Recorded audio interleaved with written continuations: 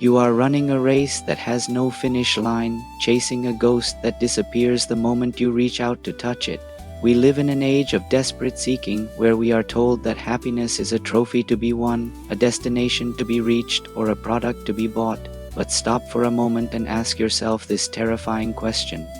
Why is it that the faster you run toward happiness, the further away it seems to be?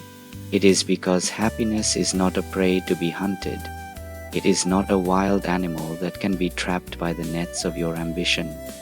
By chasing it, you are actually pushing it away, creating a vibration of lack, a signal to the universe that says, I do not have this. Today, we will step off the treadmill of desire and enter the sanctuary of the ancient masters. We will explore 10 meditative lessons on why you must stop the chase and how, in the profound silence of your own being, happiness is waiting to find you.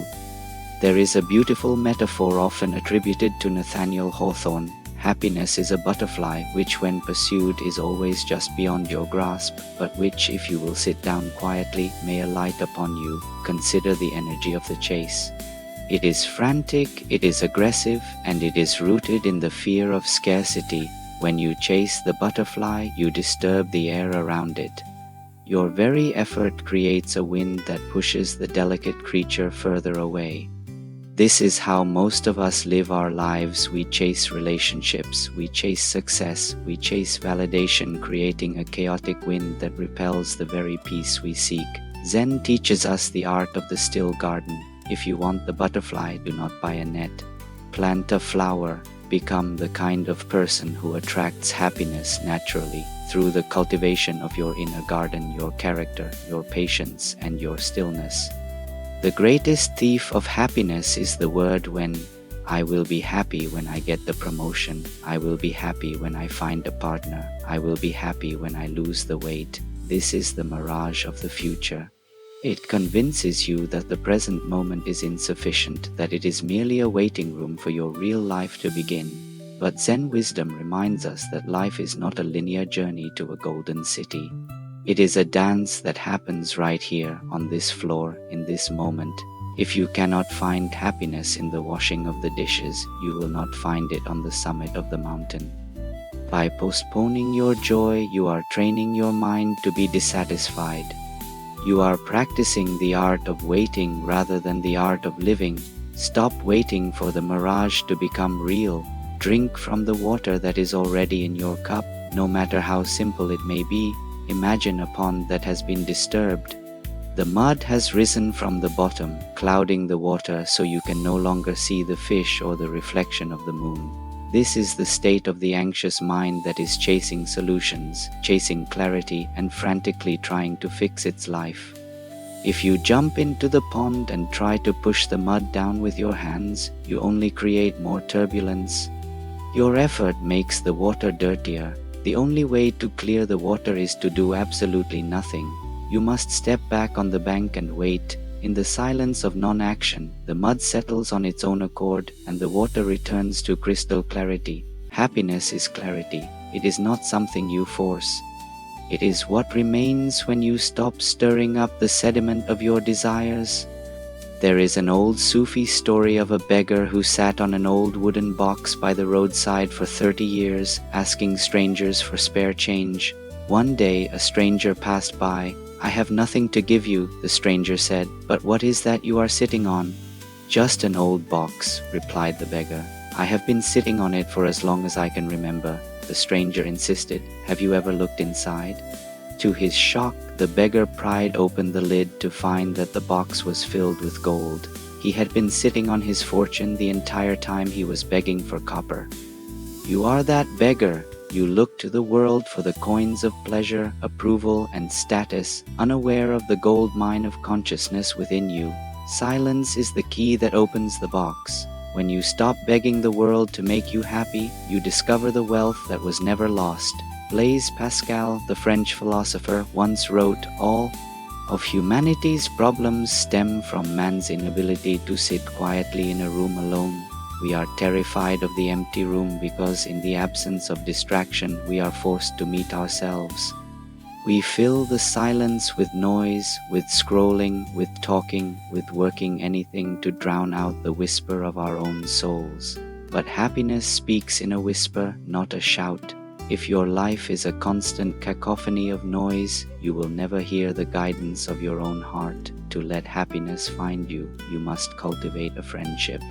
With silence, you must make your mind a sanctuary, not a marketplace. Sit in the empty room until the boredom transforms into peace. It is in that void that the presence of joy arises. We are conditioned to believe that happiness is an act of addition, adding more money, more friends, more experiences to our lives. But Zen views happiness as an act of subtraction. It is like a sculptor carving a statue. The masterpiece is not added to the stone. It is revealed by removing what is not necessary. Every anxiety you hold is an extra layer of stone. Every resentment is a heavy chunk of rock hiding your true form. When you stop chasing, you stop adding, you begin to drop the heavy bags of expectation and the armor of ego. Happiness is not something you obtain. It is what remains when you let go of everything that causes you suffering. Strip away the need to impress. Strip away the fear of judgment. What is left is the naked, shining truth of who you are.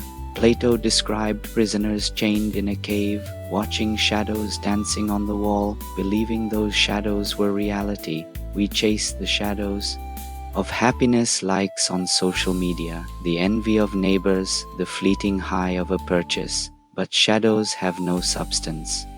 You cannot hold them, and they disappear when the light shifts. True happiness is the sun outside the cave. It is the light itself, not the shapes it makes on the wall of your perception. Silence allows you to turn your head away from the wall. It allows you to see the source of the light which comes from within you, not from the objects of the world. Do not trade your inner sun for a flickering candle. The poet Rumi compared being human to a guest house. Every morning a new arrival, a joy, a depression, a meanness, some momentary awareness comes as an unexpected visitor. We often chase the good guests like joy and lock the door against the bad guests like sorrow, but this resistance creates suffering. Zen teaches us to welcome them all, even if they are a crowd of sorrows who violently sweep your house empty of its furniture. By sitting in silence with your pain, instead of running from it, transmute it. You realize that sorrow is merely a cleaning agent preparing you for some new delight. When you stop chasing only the good feelings, you find a deeper stability that can weather any storm. Happiness is not the absence of sadness. It is the ability to host all emotions with a spacious heart. Think of the ocean. On the surface, there are huge waves, crashing and chaotic, affected by every wind and storm. This surface is your emotional life, the highs and lows, the excitement and the boredom. Most people live only on the surface, tossed around by the weather of circumstance. But if you dive just 20 feet down, the water is perfectly still. The storm raging above has no effect on the deep. Silence allows you to sink. It takes you from the surface of your reactive mind to the depths of your true self. Happiness is not calming the waves. You cannot control the ocean. Happiness is knowing how to dive. When you find that depth, you can watch the waves of life crash above you without being drowned by them. Have you ever listened to the snow fall? It is a sound that absorbs all other sounds, a blanket of white that brings the world to a halt. In the deep of winter, nature does not strive. The trees do not strain to grow leaves. The bears do not worry about the stock market. Everything rests, and yet in this stillness, the greatest work is being done. The roots are gathering strength, preparing for the inevitable explosion of spring.